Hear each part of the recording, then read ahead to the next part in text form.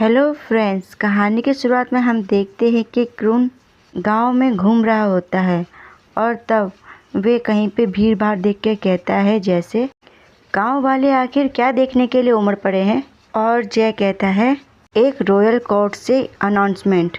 और फिर हम देखते हैं कि इस भीड़ में दो लोग आपस में बात करते हुए कहते हैं इसमें क्या लिखा है। और वो इंसान उस चीज़ को देखते हुए कहता है मुझे नहीं पता, लेकिन ये शायद बहुत ज़रूरी लगता है। और फिर हमें पता चलता है कि ये क्या चीज़ होता है। ये अनाउंसमेंट होता है ट्रायल का। और फिर हम देखते हैं कि कुन उस चीज़ को देख के शौक हो जाता है और इसमें मोम कौशल के ऊपर आरोप लगा हुआ होता है राजद्रोह का। और कुन कहता है मुझे जितना इतिहास के बारे में पता है उसके अनुसार राजा चायचेत के सिंघनाकुन में हत्या कर दी जाती है। जय काफ़ी तेज़ दौड़ रहा होता है कुन को आवाज़ लगाते हुए। और फिर कुन अपनी बातें पूरी करते हुए कहता है और माँ कौशल ने अपने सैनिकों के साथ सत्ता पर कब्जा कर लिया था। और साथ ही वो दौड़ भी रहा होता है काफ़ी तेज़ी से, जैसे कि किसी चीज़ को पकड़ना हो उसे। और फिर वे अपनी बात पूरी करते हुए कहता है और नोबल लोग उसको हराने के लिए मिलकर काम करने लगे।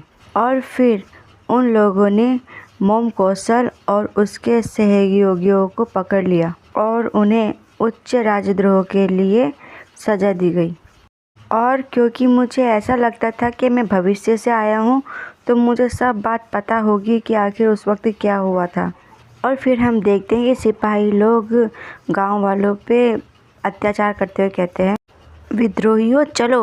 और उसकी मार से एक गांव वाला चिल्लाते हैं आउच। और सिपाही उसको धमकाते हुए कहता है आवाज़ मत निकालो। लेकिन वो तो बेकार की नष्ट हुई हुई कहानी थी जो कि नोबल लोगों के द्वारा बनाई हुई थी। और हम देखते हैं कि कुन का छाता नीचे गिरा हुआ होता है। और फिर कुन कहता है सच्चाई तो अब मेरे एकदम सामने है। और घबराते हुए अपने मुंह पे हाथ रखते हुए कहता है अरे ये मैंने क्या कर दिया। और कहता है मुझसे बहुत बड़ी गलती हो गई। और दोनों हाथों से अपना सर पकड़ लेता है और कहता है हालांकि वो लोग कोई गलती नहीं कर रहे थे, मैं सचमुच में बहुत ही ज़्यादा निराश हुआ अपने काम से। और उसके पीछे खड़े जय उसको समझाते हुए कहता है सांत्वना देते हुए मास्टर कम डाउन, आप होश में आइए, आपने कुछ गलत नहीं किया और आपको शांत रहने की ज़रूरत है। और इन सब सोचों से कुन काफ़ी घबरा जाता है और वो कहता है अपने होश को खोते हुए मुझे अब क्या करना चाहिए, क्योंकि वो मैं ही हूँ जिसने कि उस पर आरोप लगाया और उस वजह से उसको ये सब सहना पड़ रहा है। और जय अपने मास्टर की ऐसी हालत नहीं देख पा रहा होता है। वह अपने दोनों हाथों से कुन के हाथ को पकड़ता है, उससे कहता है शांत करते हुए मास्टर कोई बात नहीं, आप गलत इंसान नहीं हो। और कहता है मेरे मास्टर एक जेंटल और काइंड पर्सन है और साथ ही में वे हर समय दूसरों की मदद किया करते थे और हमेशा उनका साथ देते थे। और कहता है यदि आपको अपनी सुरक्षा के लिए कुछ गलत करना भी पड़े तो इसमें कोई गलत बात नहीं है।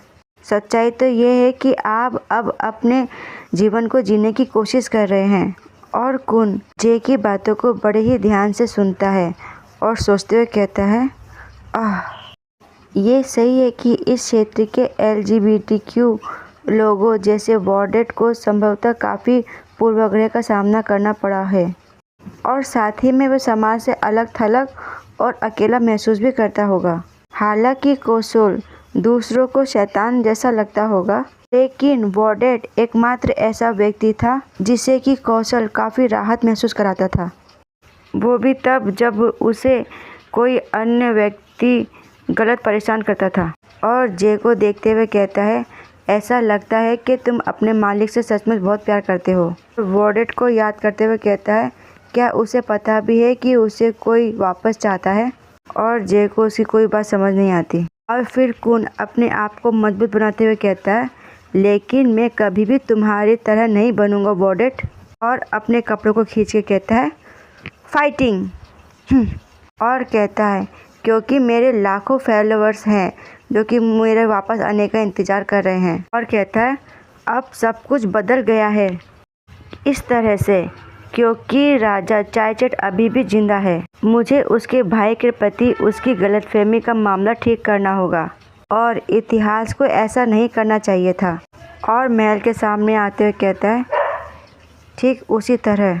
और फिर हम देखते हैं कि कई सिपाही आपस में बैठे हुए होते हैं और बात कर रहे होते हैं। उनमें से एक कहता है, मैं वाकई में थक गया हूँ। मैंने दूर तक यात्रा की और इसी वजह से मैं राजा के द्वारा चुना गया हूँ। और कहता है, मुझे सचमुच इस तरह का बच्चा संभालने का काम पसंद नहीं है। तभी दूसरा सिपाही उससे कहता है गुस्से में, क्या तुम महाराज के बारे में बुरा बोलने की हिम्मत नहीं कर रहे? अब तुम अपने मुंह पे थप्पड़ मारो।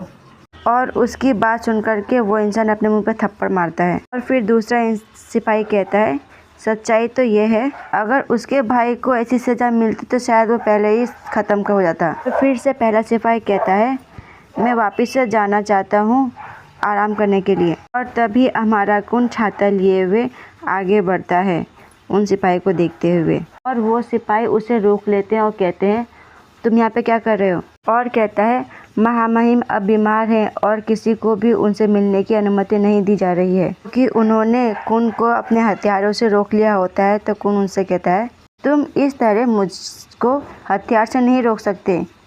क्या तुम नहीं जानते कि मैं कौन हूँ? और सिपाही कहता है, मुझे पता है कि आप कौन हो, लेकिन आप महामहिम के आदेशों की अवहेलना नहीं कर सकते। और वहाँ की कड़ी सुरक्षा देख करके कुन मन में कहता है, यहाँ तक कि गार्ड को भी उस स्थान पर निगरानी रखने की आदेश नहीं दिया गया है। और कहता है, उन्हें इस बात पर भरोसा नहीं है कि कोई उनके इतने करीब आ सकता है, यह मुश्किल होगा। और कहता है, मुझे बस उससे मिलने का कोई रास्ता ढूंढना होगा, राजा को याद करते हुए। और फिर वापस आकर दावा पत्र देना होगा कि मैं अंदर कैसे आया। और कहता है, शाही रक्षकों ने इस बच्चे को तब अकेला छोड़ दिया था जब उसकी इस तरह हत्या की गई थी। और कहता है, शायद वे नोबल से मिले हुए होंगे। यदि शाही रक्षक वास्तव में नोबल्स के पक्ष में हैं तो। और फिर हमें कुन की आवाज़ आती है, प्लीज़ आराम से। और जय कहता है, वो मैं बस। और फिर कुन छाता लिए हुए स्टाइल से चलते हुए कहता है, मुझे इस चालबाजी का उपयोग करते हुए जोखिम उठाना ही होगा।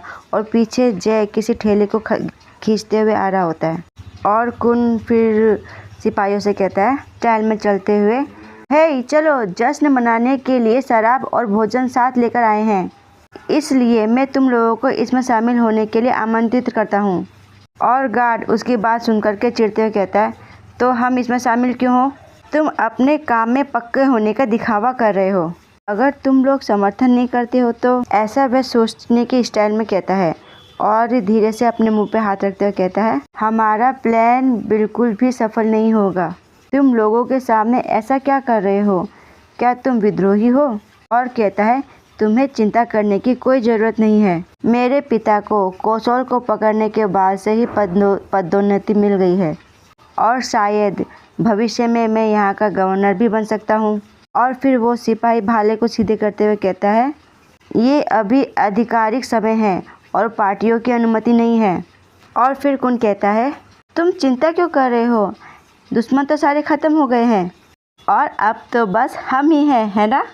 ऐसा वे शराब की एक बटकी उठाते हुए कहता है, दिखाते हुए। और फिर चारों तरफ कुन की आवाज़ गूंज रही होती है। वह कहता है, हेलो, यहाँ से गुजरने वाले सब गणमान्य व्यक्तियों को नमस्कार। इस शुभ अवसर पे उत्साह में शामिल हो जाइए। और चिल्लाते हुए कहता है, मुझसे मिलो, मैं हूँ डीजे डेच्ची और मैं सिंह नाखून से आया हुआ हूँ। और आजू बाजू घूमने वाले लोग उसके तरफ भौचक्का होकर देख रहे होते हैं। और जोर से चिल्लाते हुए कहता है, एंटरटेनमेंट। ऐसा वे अपने दोनों हाथों को ऊपर उठाते हुए चिल्लाते हुए कहता है। और उसके साथ ही सभी गाँव वाले भी ऐसा करते हैं और जश्न मनाते हैं। और हमें गांव के अंदर का नज़ारा दिखाया जाता है, जहाँ की कौशल का साथी, वो चश्मे वाला इंसान, मन में कह रहा होता है, यदि कौशल शांत रहे और इस तरह का कोई आदेश ना दे तो चाओ फरिया ने समूह के याद दिलाने वाले सदस्यों का पता लगा लिया होगा। और कहता है, हमने अब तक जो कुछ भी किया था वे एक गद्दार की वजह से सब सामने आने वाला है। और तभी एक आदमी बाल खुजलाते हुए कहता है, आखिर ये मनोरंजन क्या होता है? और फिर वही इंसान उधर की तरफ देखते हुए कहता है, देखने से ऐसा लग रहा है कि ये विद्रोह के सफल समापन का जश्न मना रहे हैं। और हम देखते हैं कि कुन मजे से बैठा हुआ होता है और शराब पीते हुए अपने हाथ को उठाते हुए कहता है, ये स्थानीय शराब वाकई में अच्छी है, कैपिटल की शराब तो बेकार की होती है। सिपाहियों में से एक सिपाही उससे कहता है, आप सचमुच में बहुत मजाकिया व्यक्ति हैं, भले ही आप अजीब बातें क्यों न बोलते हो। और फिर जे कुन को रोकते हुए कहता है, मास्टर आपने कुछ ज़्यादा ही शराब पी ली है। और कहता है, यदि आप ऐसे ही करते रहे तो संभवतः वे सभी जान जाएंगे कि आप गुप्त रूप से भागे गए हैं। और इसके अलावा आपने वह शराब भी पी ली है जो कि चापौरिया ने गांव वालों को बांटने के लिए रखी थी। कुन टल्ली हुए उससे कहता है, अरे चिंता मत करो, बस इतना ही, मैं ठीक हूँ।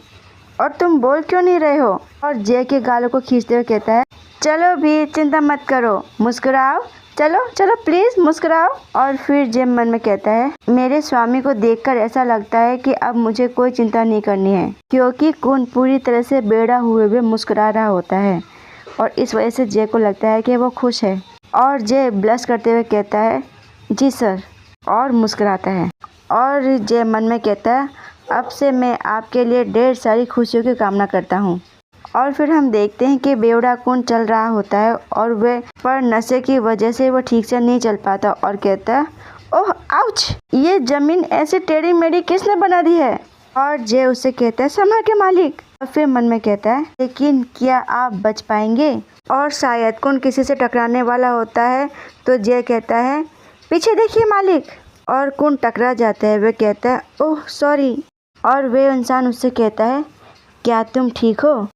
और उसकी बात सुनकर के कुन पीछे मुड़ के देख के कहता है, वाह कितना हैंडसम इंसान है। और कहता है, डैम इट, आखिर मेरा दिल इतनी जोर से क्यों धड़क रहा है। इंसान से कहता है, मेरा मतलब है। और उस इंसान के बाहों में आ जाता है। उससे कहता है, क्या तुम मुझे बता सकते हो। और उस इंसान से कहता है, मुझे बस कुछ दिन पहले ही पता चला है कि इस बॉडी के मालिक का पहले से ही एक प्रेमी है, हालांकि उसे जल्दी ही फांसी दी जाएगी। ऐसा वह शर्माते हुए कह रहा होता है। और जो वो जिससे वह टकराया होता है वह होता है चिड़िया भगाने वाला पुतला। और ये चिल्लाते हुए उससे कहता है, चिढ़ते हुए, आखिर तुम इस स्क्रू क्रो से क्या बात कर रहे हो, क्या तुम देख नहीं सकते। और देखो तुम सचमुच में नशे में हो। और फिर हम देखते हैं कि एक सिपाही दूसरे सिपाही को पकड़ के खींचते हुए जाते हुए कहता है, कमीने आलसी, तुमने इतना पी लिया है, अब तुम्हें काम पे भी वापस जाना है। और हम देखते हैं कि कुन को कुछ अजीब सा महसूस हो रहा होता है और वह मन में कहता है, ये शरीर एक्सट्रीमली लाइट वेट है और मैंने पहले कभी भी इतना नशा महसूस नहीं किया। और कहता है गार्डों को देखते हुए, अब कुछ शाही गार्ड यहाँ पे नहीं है, अब मैं आसानी से अंदर घुस सकता हूँ। और हम देखते हैं कि कुन कहीं पे चढ़ रहा होता है और जे उससे कहता है, मास्टर क्या वाकई में ऐसा करना चाहते हैं, आपको पता है ना ये कानून तोड़ने जैसा है। और जे कुन से कहता है, जो भी हो रहा है मास्टर उसे अनदेखा कर दो, और क्या आप इसी तरह खुशी खुशी नहीं रह सकते। और कुन ऊपर बैठे हुए उस मन में कहता है, मैं बस सब कुछ नज़रअंदाज कर देता हूँ और राज्यपाल के पुत्र के रूप में प्राप्त विशेष अधिकारों का आनंद लूँ। और मुझे परवाह नहीं कि अतीत की तरह कौन पीड़ित है, लेकिन बेहतर होगा कि इसे मैं घर भेज दूँ। और जैसे कहता है, तुम घर चले जाओ। और कहता है, यह समस्या मैंने पैदा की है, अगर मुझे सज़ा देनी पड़ी तो मैं इसे अकेले ही भुगत लूँगा। और तभी नीचे ब्लड गिरता है। ये कुन का ब्लड होता है जो कि उसके नाक से बह रहा होता है। वह काफ़ी शौक हो जाता है। जे भी ये सब देख रहा होता है और कुन अपने हाथों से बह रहे खून को रोकने की कोशिश करता है, पर ऐसा नहीं होता और कुन को फिर एकदम से चक्कर आ रहा होता है और वह एकदम से नीचे गिर जाता है। और जे कहता है, मास्टर। सब वे कुन को पकड़ने की कोशिश करते हुए करता है, लेकिन कुन दूसरी तरफ गिर जाता है। और यहीं पे ये पार्ट होता है समाप्त। धन्यवाद।